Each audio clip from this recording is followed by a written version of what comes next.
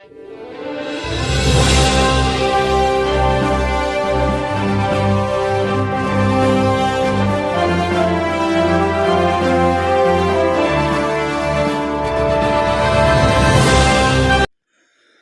Back friends, स्वागत है आप सबका आपके अपने क्लास इंडियन आर्मी एके एकेडमी क्लास में। तो फ्रेंड्स, आज हम फिर से देखने वाले हैं जीके जीएस के कुछ महत्वपूर्ण टेस्ट यानी कि क्वेश्चन।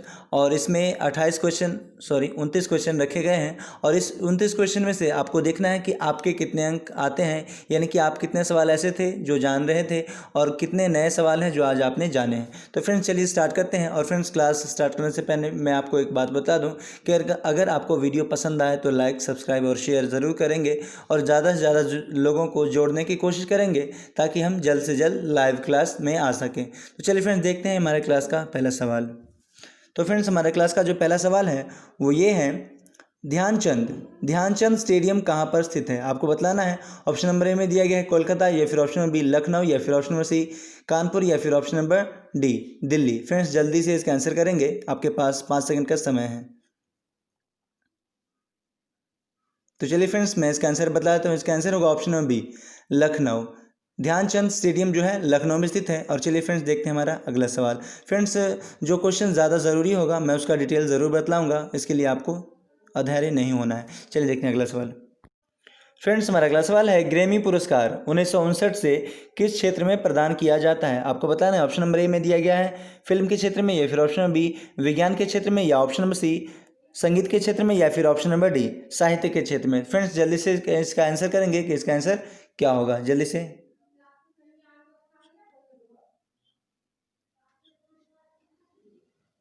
तो फ्रेंड्स, इसका आंसर होगा संगीत के क्षेत्र में, यानी कि ऑप्शन नंबर सी जो दिया गया है संगीत के क्षेत्र में, यही हमारा राइट आंसर होगा। और चलिए देखते हैं हमारा अगला सवाल। तो फ्रेंड्स, हमारा अगला सवाल है, भू आंदोलन को सबसे पहले किसने शुरू किया था? Option number A Pandit Nehru, या फिर option number B Mahatma Gandhi, या फिर option number C Bhimrao Ambedkar, या फिर option number D Vinoba Bhave. Friends, जल्दी से इस क्वेश्चन का आंसर करेंगे कि इस क्वेश्चन का आंसर क्या होगा।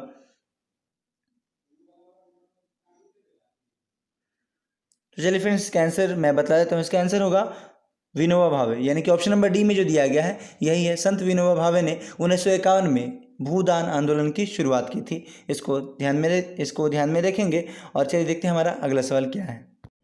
फ्रेंड्स, हमारा अगला सवाल है, कोयला एक प्रकार है किसका?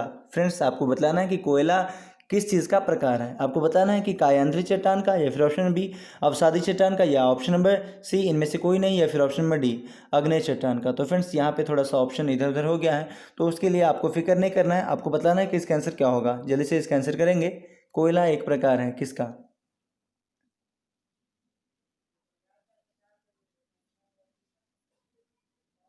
तो फ्रेंड्स, यहाँ पे हमारा आंसर होगा अवसादी चट्टान, यानी कि ऑप्शन नंबर सी में जो दिया गया है ऑप्शन नंबर सी इनमें से कोई नहीं, यही हमारा राइट आंसर होगा। कोयला एक अवसादी चट्टान का प्रकार है, यानी कि ऑप्शन नंबर सी हमारा राइट आंसर होगा। इसको देख लीजिए। और फ्रेंड्स, एक बात और आपको बतलाना है, एक बात और आपको ध्यान में रखना है कि कोयला जो है ये 4 प्रकार का होता है, जैसे कि एंथ्रासाइट, बिटुमिनस, पीट और लिग्नाइट। ये कोयला का प्रकार है, जिसमें से अगर आपसे पूछा जाए कि सबसे अधिक उच्चतम कोटि का कोयला कौन है, तो आप कहेंगे ये एंथ्रासाइट कोयला, जिसमें कार्बन की प्रतिशत मात्रा 94 से 98% होती है। और जो कोयला की जो क्वालिटी होती है वो कार्बन के ऊपर डिपेंड करती है कि जिसमें ज़्यादा अधिक मात्रा में कार्बन होगा उतना ही कोयला वो अच्छा कोयला माना जाएगा। इसको आपको ध्यान में रखना है। और फ्रेंड्स, जो सबसे घटिया क्वालिटी का कोयला होता है, यानी कि सबसे लो क्वालिटी का, वो होता है पीट कोयला, जिसमें कार्बन की मात्रा जो होती है वो लगभग 27 या 28% ही होती है। चलिए देखते हैं हमारा अगला सवाल। इतना काफ़ी है कोयले से। फ्रेंड्स, हमारा अगला सवाल है, राष्ट्रपति भवन किस पहाड़ी पर स्थित है? आपको बताना है कि जो राष्ट्रपति भवन है, और फ्रेंड्स मैं आपको बता दूं कि जो राष्ट्रपति भवन है वो भारत की राजधानी नई दिल्ली में स्थित है। और यही आपको बताना है कि ये कौन सी पहाड़ी पर स्थित है।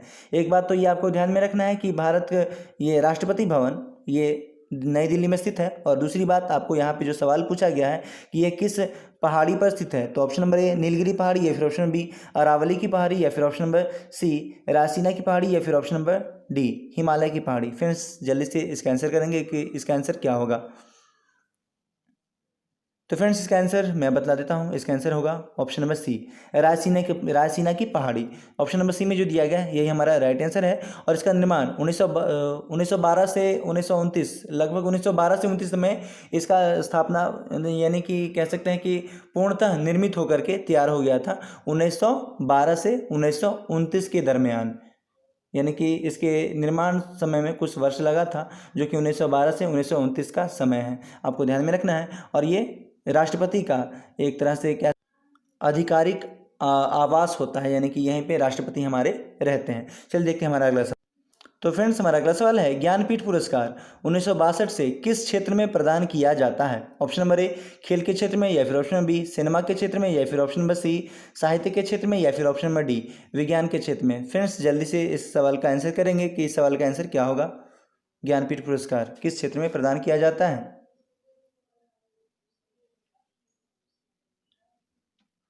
तो फ्रेंड्स यहाँ पे हमारा आंसर होगा ऑप्शन नंबर सी साहित्य के क्षेत्र में। फ्रेंड्स ज्ञानपीठ पुरस्कार 1965 से प्रदान किया जाने लगा। इसको ध्यान में रखना है कि 1965 से यह पुरस्कार दिया जाता है और ये साहित्य के क्षेत्र में दिया जाता है। इसको भी साथ साथ में आपको ध्यान में रखना है। और इस ज्ञानपीठ पुरस्कार में जो कहें कि कितनी राशि दी जाती है, तो 11 लाख रुपए और एक कांस्य मूर्ति दी जाती है, कांस्य प्रतिमा या मूर्ति, आपको ध्यान में रखना है। और चलिए देखते हैं हमारा अगला सवाल क्या है। चलिए फ्रेंड्स देखते हैं हमारा अगला सवाल। भारतीय संविधान सभा के अस्थायी अध्यक्ष किसे बनाया गया था? Option number A doctor Rajendra Prasad, या फिर option number B Mahatma Gandhi, या फिर option number C Sachchidanand Sinha, या फिर option number D Bhimrao Ambedkar. Friends जल्दी से इसका आंसर करेंगे और ये सवाल बहुत बहुत ज़्यादा इजी है। जल्दी फ्रेंड्स जल्दी से कीजिए, इसका आंसर क्या होगा। और फ्रेंड्स यहाँ पे पूछा गया है भारतीय संविधान सभा।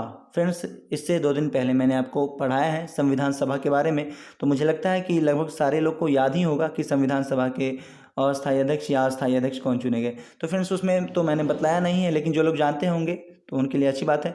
तो फ्रेंड्स चलिए देखते हैं इसका आंसर। इसका आंसर होगा option number C Sachchidanand Sinha. भारतीय संविधान सभा के अस्थायी अध्यक्ष के रूप में सच्चिदानंद सिन्हा, यानी कि ऑप्शन नंबर सी में जो दिया गया है यही हमारा राइट आंसर होगा। और फ्रेंड्स ये अस्थायी अध्यक्ष थे। अगर आपसे पूछा जाए कि अस्थायी अध्यक्ष कौन हुए, तो ये आप कहेंगे डॉक्टर राजेंद्र प्रसाद। ऑप्शन नंबर ए में जो दिया गया है, इन दोनों बातों को आपको ध्यान में रखना है। और संविधान सभा की जो ये स्थापना हुई थी वो कब हुई थी? 9 दिसंबर 1946। इस बात को भी आपको ध्यान में रखना है। और इसकी स्थापना भारतीय संविधान के निर्माण हेतु की गई थी कैबिनेट मिशन योजना की संस्तुति के आधार पर। और फ्रेंड्स इसके तहत ये जो किप्स मिशन कैबिनेट मिशन जो योजना है, इसमें 3 सदस्य चुन के आए थे भारत का संविधान का निर्माण करने के लिए, जिसमें थे क्रिप्स अलेक्जेंडर और पेंथिक लॉरेंस। इस बात को भी आपको साथ साथ में ध्यान में रखना है। तो फ्रेंड्स हमारा अगला सवाल है, दुर्गा पूजा किस राज्य का प्रमुख पर्व त्यौहार है? आपको बताना है कि दुर्गा पूजा किस राज्य का प्रमुख त्यौहार है। ऑप्शन नंबर ए बिहार, या फिर ऑप्शन नंबर बी तमिलनाडु, या ऑप्शन नंबर सी केरल, या फिर ऑप्शन नंबर डी पश्चिम बंगाल। फ्रेंड्स जल्दी से इसका आंसर करेंगे कि इसका राइट आंसर क्या होगा। आपके पास 5 सेकंड का समय है, जल्दी से इसका आंसर करेंगे। चलिए देखते हैं इसका आंसर। फ्रेंड्स इसका आंसर होगा ऑप्शन नंबर डी पश्चिम बंगाल। दुर्गा पूजा किस राज्य का प्रमुख त्यौहार है, अगर ऐसा पूछा जाए तो आप कहेंगे पश्चिम बंगाल। ऑप्शन नंबर डी यहाँ पे राइट आंसर होगा। और फ्रेंड्स यहाँ जो बिहार दिया गया है, बिहार का प्रमुख त्यौहार जो है वो छठ माना जाता है। सूर्य देवता की जो उपासनाएं हम करते हैं या हमारे माता पिता के द्वारा किया जाता है, तो वो छठ बिहार का। चलिए देखते हैं हमारा अगला सवाल। तो फ्रेंड्स हमारा अगला सवाल है, भटनागर पुरस्कार 1975 से किस क्षेत्र में प्रदान किया जाता है? तो फ्रेंड्स सबसे पहले आपको ये ध्यान में रखना है कि भटनागर पुरस्कार 1975 से प्रदान किया जाता है। इसको आपको ध्यान में रखना है।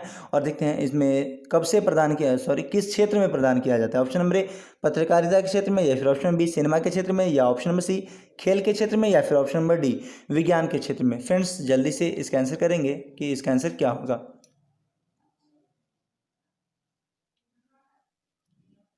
तो फ्रेंड्स इसका आंसर होगा ऑप्शन नंबर डी विज्ञान के क्षेत्र में। विज्ञान एवं प्रौद्योगिकी के क्षेत्र में ये जो भटनागर पुरस्कार है ये 1957 से प्रदान किया जाता है। इसको साथ साथ में आपको ध्यान में रखना है। और ये पुरस्कार कौन प्रदान करता है, तो आप कहेंगे वैज्ञानिक अनुसंधान संस्थान परिषद, यानी कि वैज्ञानिक अनुसंधान परिषद के द्वारा ये प्रदान किया जाने वाला पुरस्कार है। चलिए देखते हैं हमारा अगला सवाल। फ्रेंड्स अगर आपको वीडियो पसंद आ रहा हो तो लाइक सब्सक्राइब और शेयर ज़रूर करेंगे। और जल्दी से जल्दी हमारा जो 1000 कंडीशन है यूट्यूब का वो आप लोग फुलफ़िल करेंगे, उसके बाद हम लोग 100 क्वेश्चन डेली प्रैक्टिस करेंगे। आइए फ्रेंड्स देखते हैं हमारा अगला सवाल। आकाश में तारे झिलमिलाते हुए दिखाई देते हैं। ऑप्शन नंबर ए, यानी कि यहाँ पे दिया गया है झिलमिलाते हुए, हो सकता है आपको टिमटिमाते हुए भी दे दें, तो ये कोई फ़र्क नहीं है, एक ही बात है। फ्रेंड्स यहाँ पे ऑप्शन दिया गया है परावर्तन के कारण, या फिर ऑप्शन बी पूर्ण आंतरिक परावर्तन के कारण, या फिर ऑप्शन सी वायु का अपवर्तन के कारण, या फिर ऑप्शन नंबर डी प्रकीर्णन के कारण। फ्रेंड्स जल्दी से इसका आंसर बताएंगे कि क्या होगा इसका राइट आंसर। आपके पास 5 सेकंड का समय है, जल्दी से इसका आंसर करेंगे।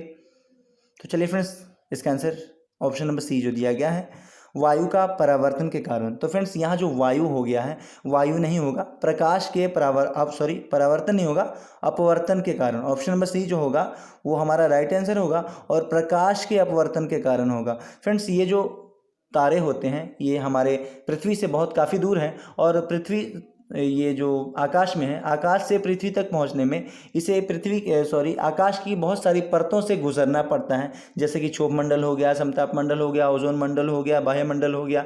तो इन सारी परतों से गुजरते गुजरते जो पृथ्वी पे आती है वही प्रकाश का अपवर्तन कहलाता है, और एक्स्ट्रा कुछ है नहीं इसमें। चलिए देखते हैं हमारा अगला सवाल।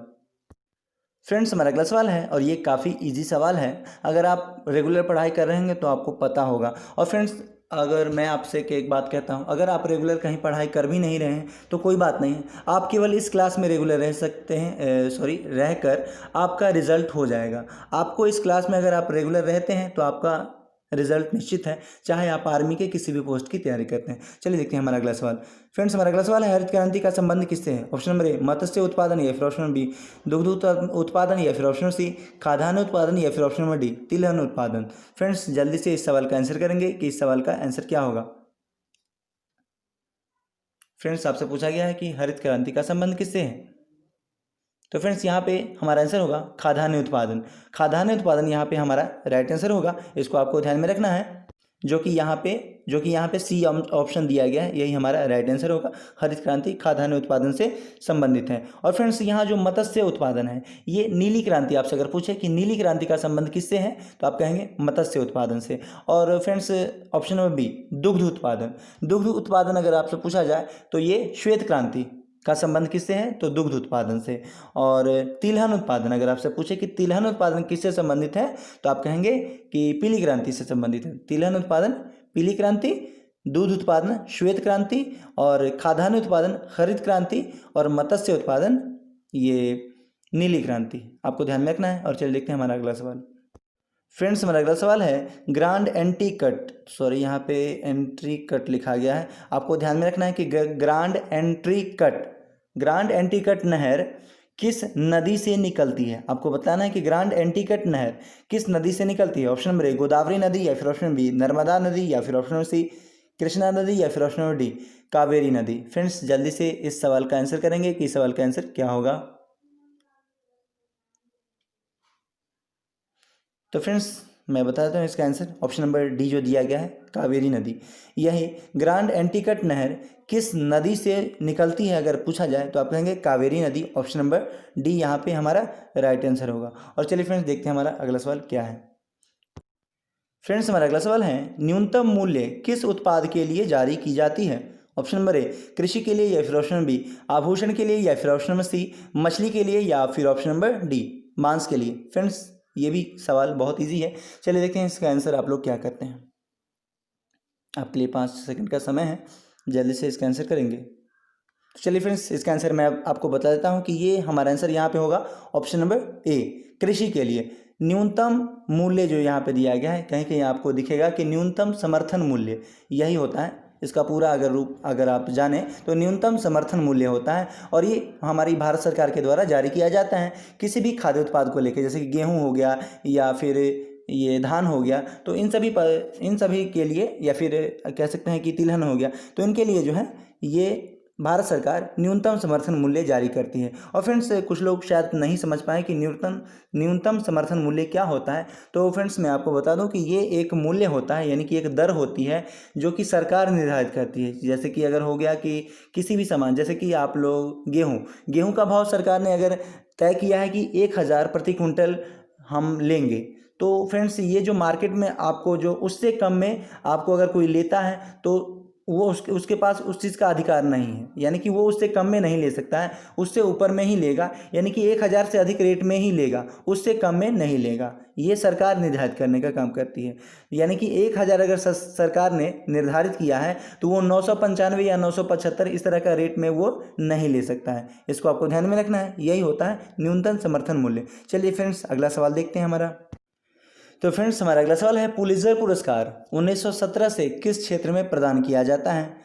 तो फ्रेंड्स, यहाँ पे आपको एक सवाल तो सबसे पहले ध्यान में रखना है कि पुलित्जर पुरस्कार 1917 से प्रदान किया जाता है, और आपको बताना है कि किस क्षेत्र में प्रदान किया जाता है। ऑप्शन नंबर ए विज्ञान के क्षेत्र में, या फिर ऑप्शन नंबर बी पत्रकारिता के क्षेत्र में, या ऑप्शन नंबर सी खेल के क्षेत्र में, या फिर ऑप्शन नंबर डी फिल्म के क्षेत्र में। फ्रेंड्स, जल्दी से इसका आंसर करेंगे कि इसका राइट आंसर क्या होगा। तो चलिए फ्रेंड्स, मैं आपको आंसर बताता हूँ। ये यहाँ पे हमारा आंसर होगा ऑप्शन नंबर बी में जो दिया गया है, पत्रकारिता के क्षेत्र में।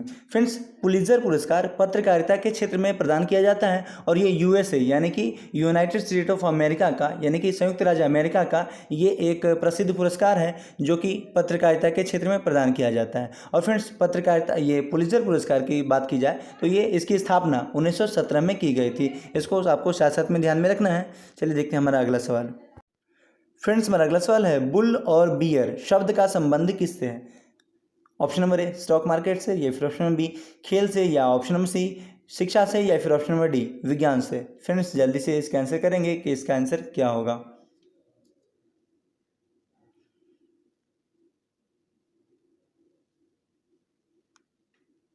फ्रेंड्स, इसका आंसर होगा ऑप्शन नंबर ए में जो दिया गया है, स्टॉक मार्केट। ऑप्शन नंबर ए हमारा राइट आंसर होगा। और ये स्टॉक मार्केट क्या होता है? फ्रेंड्स, ये जो होता है ये क्या कहते हैं, ये स्टॉक एक्सचेंज और स्टॉक मार्केट एक दूसरे से रिलेटेड है, आपको ध्यान में रखना है। और ये एक शेयर बाज़ार होती है। शेयर बाज़ार में किसी भी ये जो बड़े बड़े कंपनी होती है, यही स्टॉक एक्सचेंज शेयर का जो बिक्री करते हैं और लेन देन करते हैं, यही शेयर मार्केट होता है या स्टॉक एक्सचेंज होता है।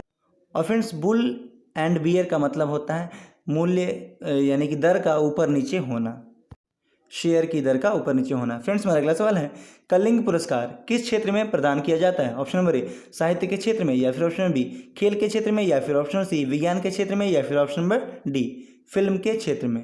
फ्रेंड्स, जल्दी से इसका आंसर करेंगे कि इसका राइट आंसर क्या होगा। कलिंग पुरस्कार किस क्षेत्र में प्रदान किया जाता है?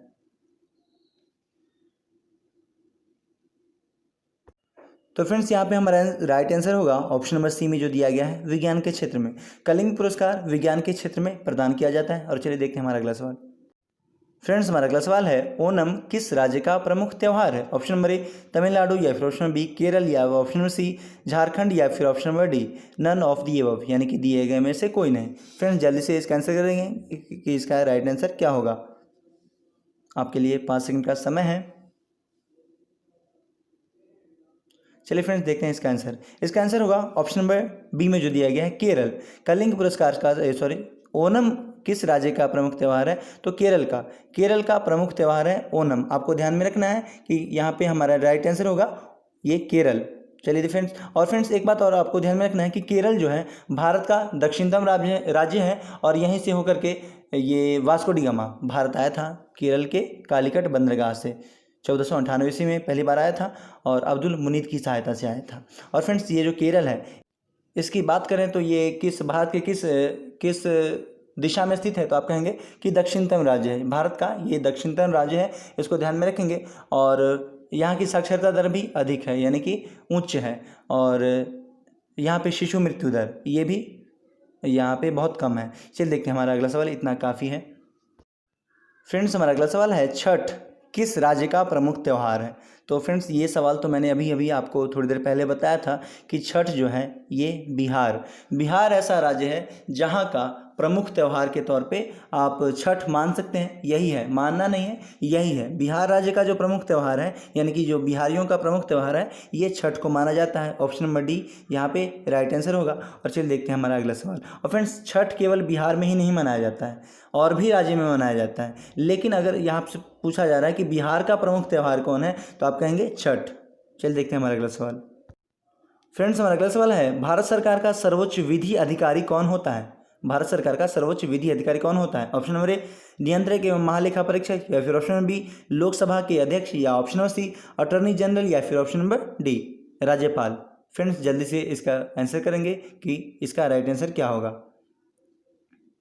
आपके पास 5 सेकंड का समय है, जल्दी से आंसर करेंगे। जब तक मैं ऑप्शन पढ़ता हूँ तब तक आप आंसर कर सकते हैं।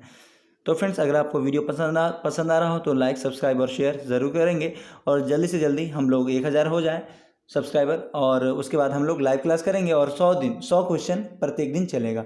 तो फ्रेंड्स यहाँ पे हमारा आंसर है option number C attorney general.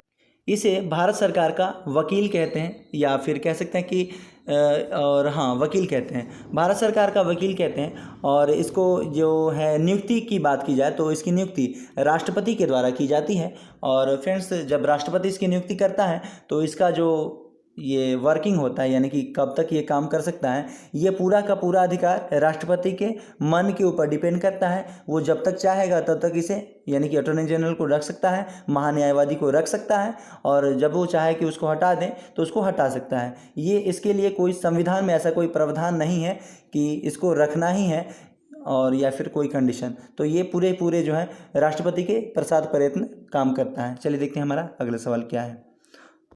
चलिए फ्रेंड्स देखते हैं हमारा अगला सवाल। भारतीय संसद के 2 सत्रों के बीच अधिकतम समय सीमा क्या होती है?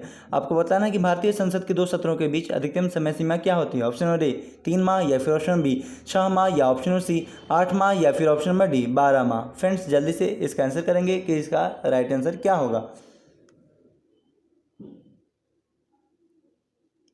तो चलिए फ्रेंड्स मैं इसका आंसर बतला देता हूँ कि इसका राइट आंसर क्या होगा। ऑप्शन नंबर बी में जो दिया गया है 6 माह, यही हमारा राइट आंसर होगा। भारतीय संसद के 2 सत्रों के बीच अधिकतम 6 माह का अंतर होता है। और फ्रेंड्स भारतीय संसद की बात आई है तो संसद को हम थोड़ा सा जान लें।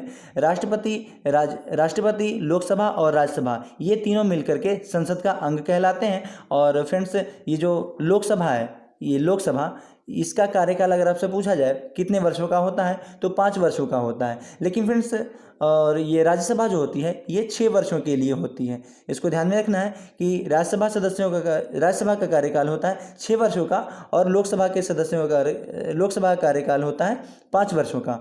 और फ्रेंड्स एक बात और आपको ध्यान में रखना है कि जो राज्यसभा है और लोकसभा है, राज्यसभा को उच्च सदन कहा जाता है और लोकसभा को निम्न सदन कहा जाता है। लेकिन ये केवल कहा जाता है, यानी कि इसका केवल व्यवहार किया जाता है। ऐसा कोई हमारे संविधान में लिखा हुआ नहीं है कि लोकसभा को ये उच्च सदन निम्न सदन कहेंगे और राज्यसभा को उच्च सदन कहेंगे, ऐसा कहीं लिखा हुआ नहीं है। ये हम लोग केवल व्यवहार में इसका उपयोग करते हैं, बोलने में। चलिए देखते हैं हमारा अगला सवाल। तो फ्रेंड्स हमारा अगला सवाल है कि बुकर पुरस्कार किस क्षेत्र में प्रदान किया जाता है। ऑप्शन नंबर ए हिंदी के साहित्य के क्षेत्र में, या फिर ऑप्शन नंबर बी अंग्रेजी साहित्य के क्षेत्र में, या फिर ऑप्शन नंबर सी उर्दू साहित्य के क्षेत्र में, या फिर ऑप्शन नंबर डी मैथिली साहित्य में। फ्रेंड्स जल्दी से इसका आंसर करेंगे कि इसका राइट आंसर क्या होगा। बुकर पुरस्कार आपको बताना है कि किस क्षेत्र में प्रदान किया जाता है।